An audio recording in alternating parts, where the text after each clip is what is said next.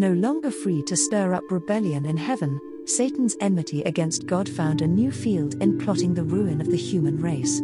In the happiness and peace of the holy pair in Eden, he beheld a vision of the bliss that to him was forever lost. Moved by envy, he determined to incite them to disobedience, and bring upon them the guilt and penalty of sin. He would change their love to distrust and their songs of praise to reproaches against their Maker. Thus, he would not only plunge these innocent beings into the same misery which he was himself enduring, but would cast dishonor upon God, and cause grief in heaven. Our first parents were not left without a warning of the danger that threatened them. Heavenly messengers opened to them the history of Satan's fall and his plots for their destruction, unfolding more fully the nature of the divine government, which the Prince of Evil was trying to overthrow. It was by disobedience to the just commands of God that Satan and his host had fallen. How important, then, that Adam and Eve should honor that law by which alone it was possible for order and equity to be maintained. The law of God is as sacred as God himself. It is a revelation of his will, a transcript of his character, the expression of divine love and wisdom. The harmony of creation depends upon the perfect conformity of all beings, of everything, animate and inanimate, to the law of the Creator. God has ordained laws for the government, not only of living beings, but of all the operations of nature. Everything is under fixed laws, which cannot be disregarded.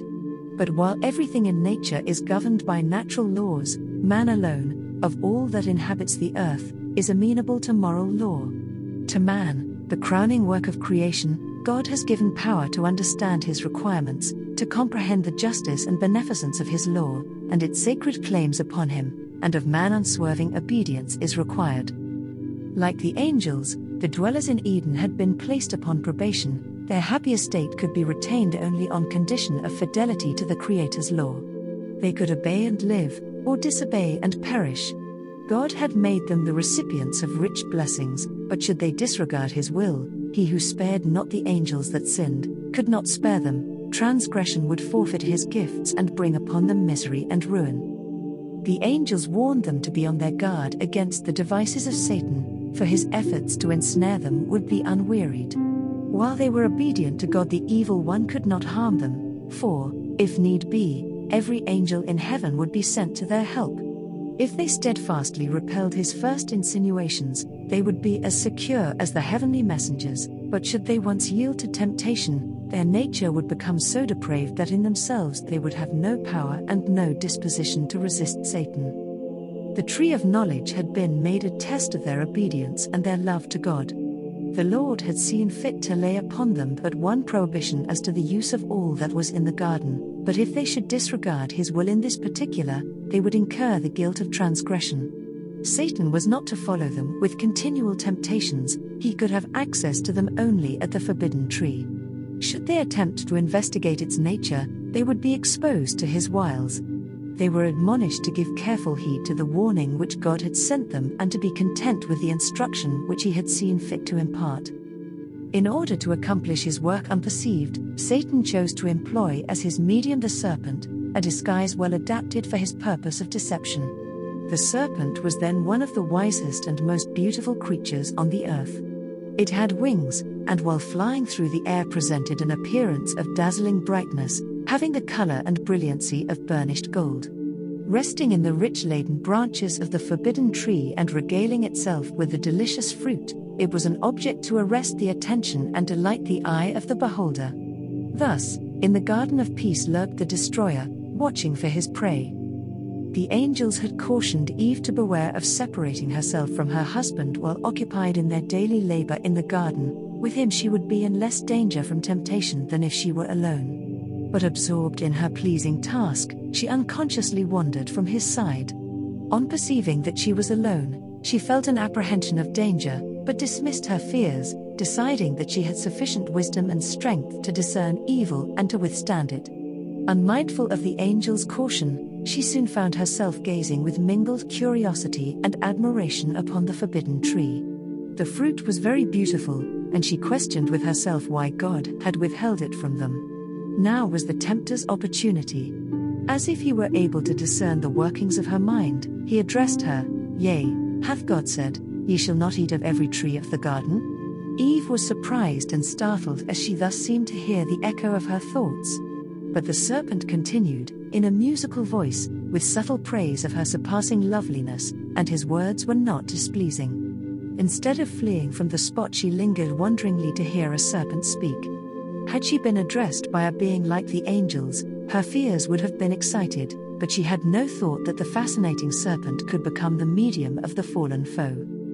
To the tempter's ensnaring question, she replied, "We may eat of the fruit of the trees of the garden, but of the fruit of the tree which is in the midst of the garden, God hath said, Ye shall not eat of it, neither shall ye touch it, lest ye die.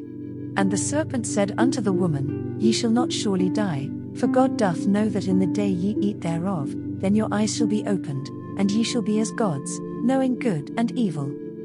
By partaking of this tree, he declared, they would attain to a more exalted sphere of existence and enter a broader field of knowledge. He himself had eaten of the forbidden fruit, and as a result had acquired the power of speech. And he insinuated that the Lord jealously desired to withhold it from them, lest they should be exalted to equality with himself. It was because of its wonderful properties, imparting wisdom and power, that he had prohibited them from tasting or even touching it. The tempter intimated that the divine warning was not to be actually fulfilled, it was designed merely to intimidate them. How could it be possible for them to die? Had they not eaten of the tree of life? God had been seeking to prevent them from reaching a nobler development and finding greater happiness. Such has been Satan's work from the days of Adam to the present, and he has pursued it with great success. He tempts men to distrust God's love and to doubt his wisdom. He is constantly seeking to excite a spirit of irreverent curiosity, a restless, inquisitive desire to penetrate the secrets of divine wisdom and power. In their efforts to search out what God has been pleased to withhold, multitudes overlook the truths which he has revealed, and which are essential to salvation. Satan tempts men to disobedience by leading them to believe they are entering a wonderful field of knowledge.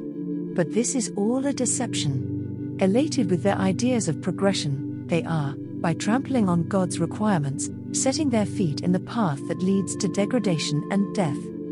Satan represented to the holy pair that they would be gainers by breaking the law of God. Do we not today hear similar reasoning? Many talk of the narrowness of those who obey God's commandments, while they themselves claim to have broader ideas and to enjoy greater liberty. What is this but an echo of the voice from Eden? In the day ye eat thereof, transgress the divine requirement, ye shall be as gods? Satan claimed to have received great good by eating of the forbidden fruit, but he did not let it appear that by transgression he had become an outcast from heaven. Though he had found sin to result in infinite loss, he concealed his own misery in order to draw others into the same position. So now the transgressor seeks to disguise his true character. He may claim to be holy, but his exalted profession only makes him the more dangerous as a deceiver. He is on the side of Satan, trampling upon the law of God, and leading others to do the same, to their eternal ruin. Eve really believed the words of Satan, but her belief did not save her from the penalty of sin. She disbelieved the words of God, and this was what led to her fall. In the judgment, men will not be condemned because they conscientiously believed a lie, but because they did not believe the truth, because they neglected the opportunity of learning what is truth. Notwithstanding the sophistry of Satan to the contrary, it is always disastrous to disobey God. We must set our hearts to know what is truth. All the lessons which God has caused to be placed on record in His Word are for our warning and instruction. They are given to save us from deception. Their neglect will result in ruin to ourselves. Whatever contradicts God's Word, we may be sure proceeds from Satan. The serpent plucked the fruit of the forbidden tree and placed it in the hands of the half-reluctant Eve. Then he reminded her of her own words, that God had forbidden them to touch it, lest they die.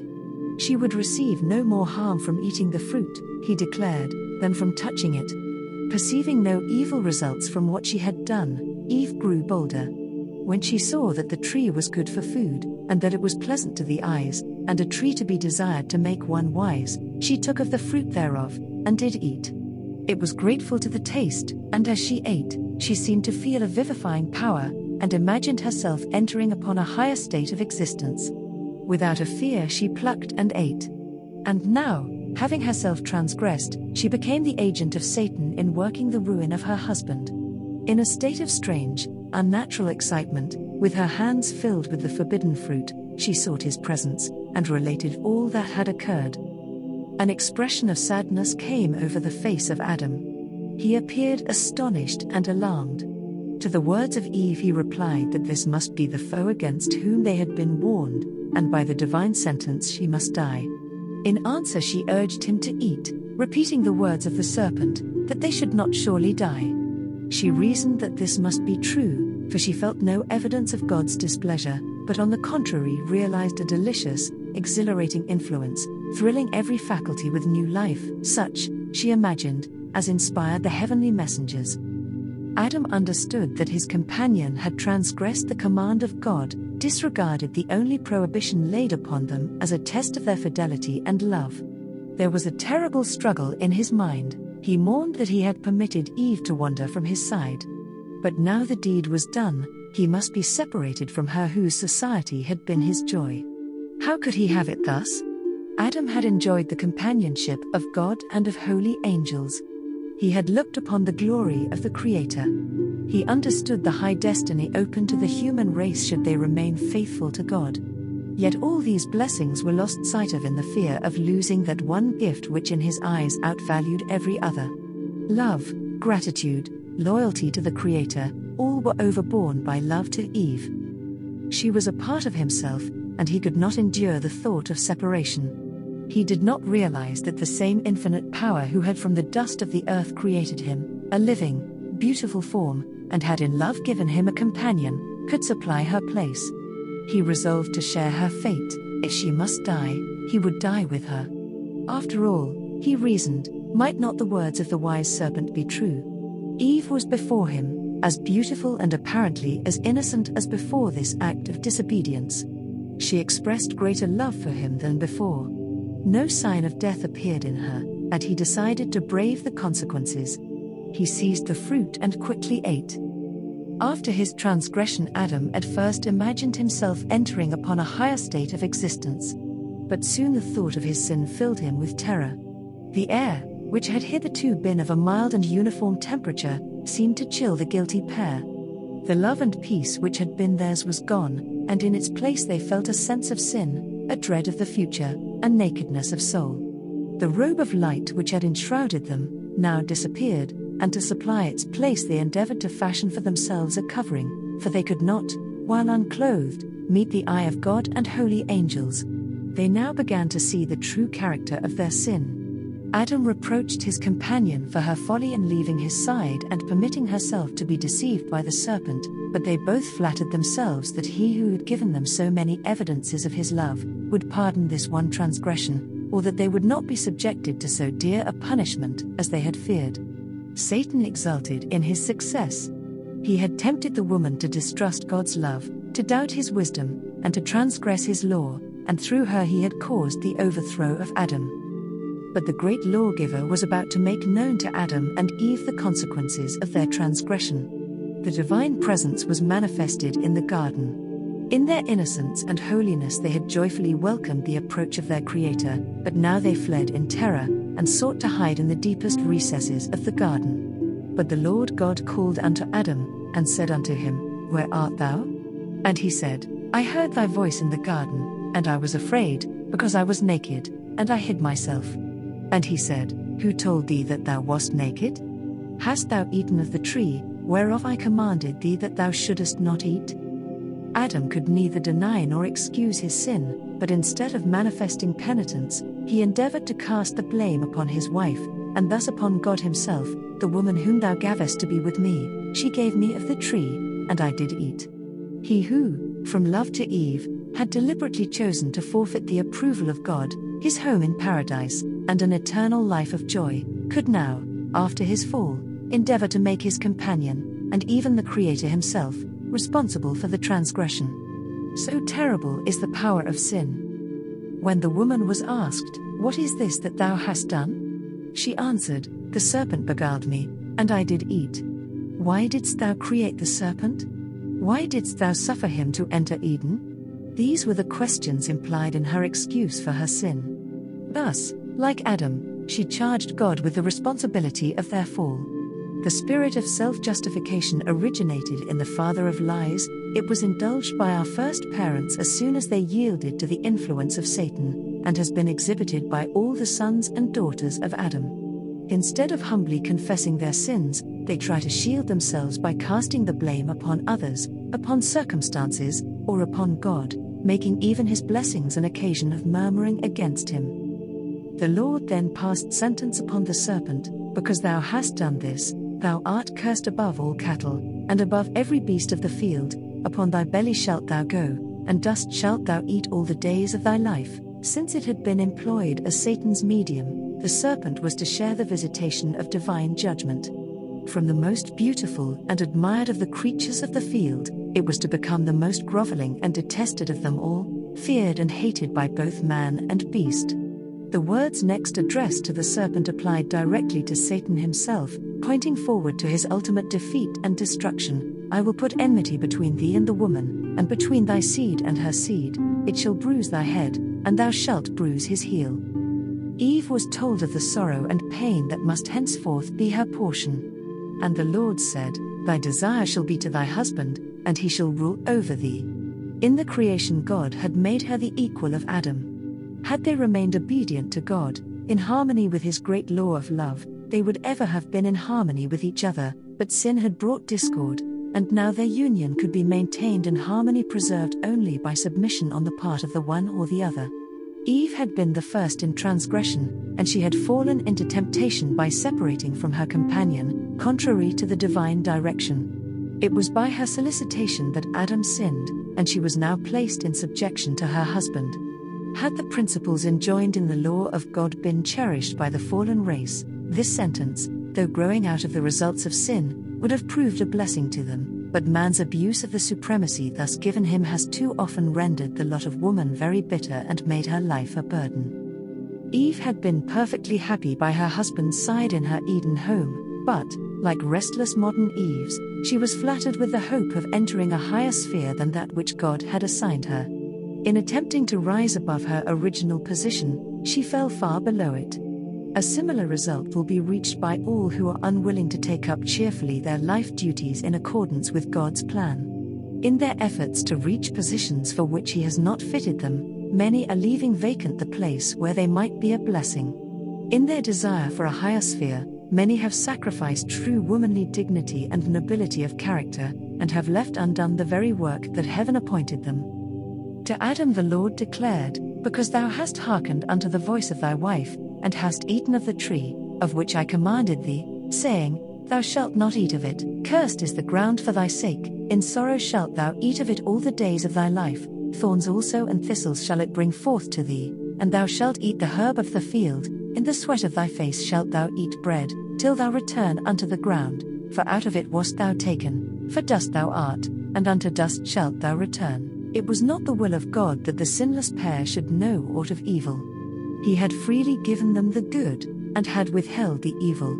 But, contrary to his command, they had eaten of the forbidden tree, and now they would continue to eat of it. They would have the knowledge of evil, all the days of their life.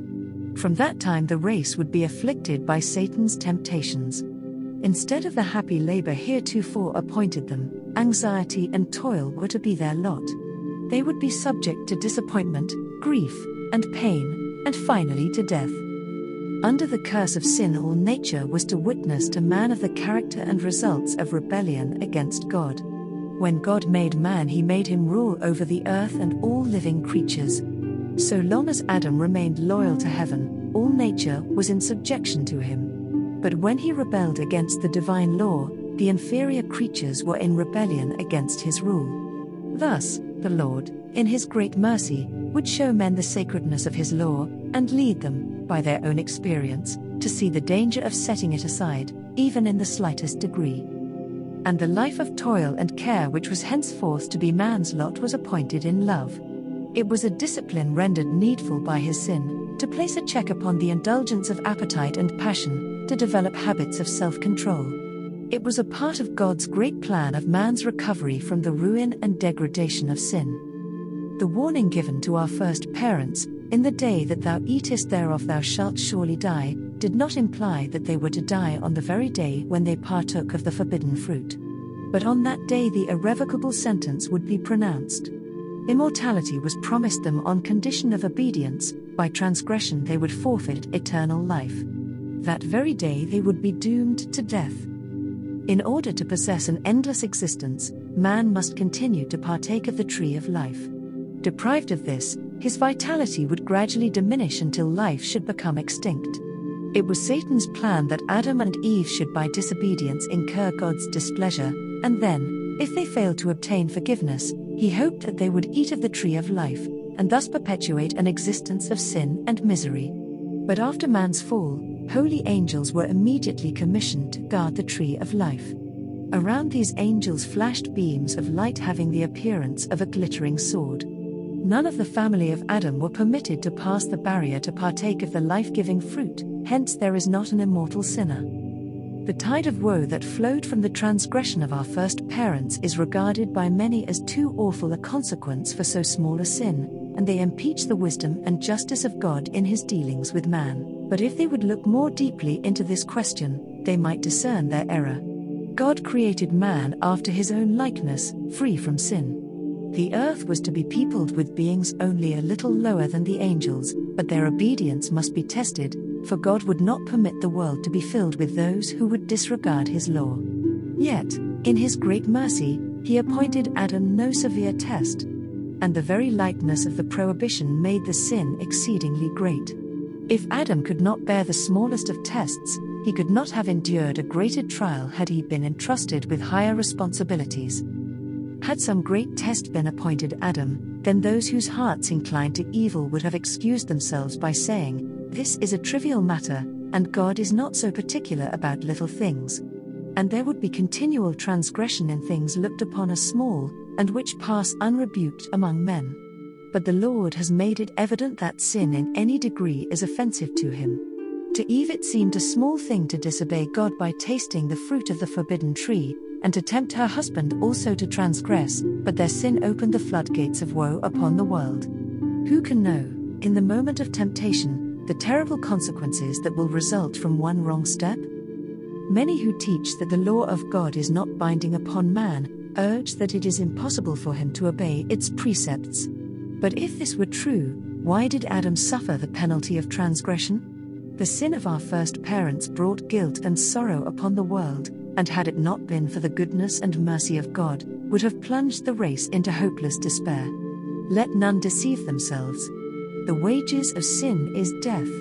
The law of God can no more be transgressed with impunity now than when sentence was pronounced upon the father of mankind. After their sin, Adam and Eve were no longer to dwell in Eden. They earnestly entreated that they might remain in the home of their innocence and joy. They confessed that they had forfeited all right to that happy abode, but pledged themselves for the future to yield strict obedience to God. But they were told that their nature had become depraved by sin, they had lessened their strength to resist evil and had opened the way for Satan to gain more ready access to them. In their innocence they had yielded to temptation, and now, in a state of conscious guilt, they would have less power to maintain their integrity. In humility and unutterable sadness they bade farewell to their beautiful home and went forth to dwell upon the earth, where rested the curse of sin. The atmosphere, once so mild and uniform in temperature, was now subject to marked changes, and the Lord mercifully provided them with a garment of skins as a protection from the extremes of heat and cold. As they witnessed in drooping flower and falling leaf the first signs of decay, Adam and his companion mourned more deeply than men now mourn over their dead. The death of the frail, delicate flowers was indeed a cause of sorrow, but when the goodly trees cast off their leaves, the scene brought vividly to mind the stern fact that death is the portion of every living thing. The Garden of Eden remained upon the earth long after man had become an outcast from its pleasant paths. The fallen race were long permitted to gaze upon the home of innocence, their entrance barred only by the watching angels. At the cherubim-guarded gate of paradise the divine glory was revealed. Hither came Adam and his sons to worship God. Here they renewed their vows of obedience to that law the transgression of which had banished them from Eden. When the tide of iniquity overspread the world, And the wickedness of men determined their destruction by a flood of waters. The hand that had planted Eden withdrew it from the earth. But in the final restitution, when there shall be a new heaven and a new earth, it is to be restored more gloriously adorned than at the beginning. Then they that have kept God's commandments shall breathe in immortal vigor beneath the tree of life, and through unending ages the inhabitants of sinless worlds shall behold, in that garden of delight, a sample of the perfect work of God's creation, untouched by the curse of sin, a sample of what the whole earth would have become, had man but fulfilled the Creator's glorious plan.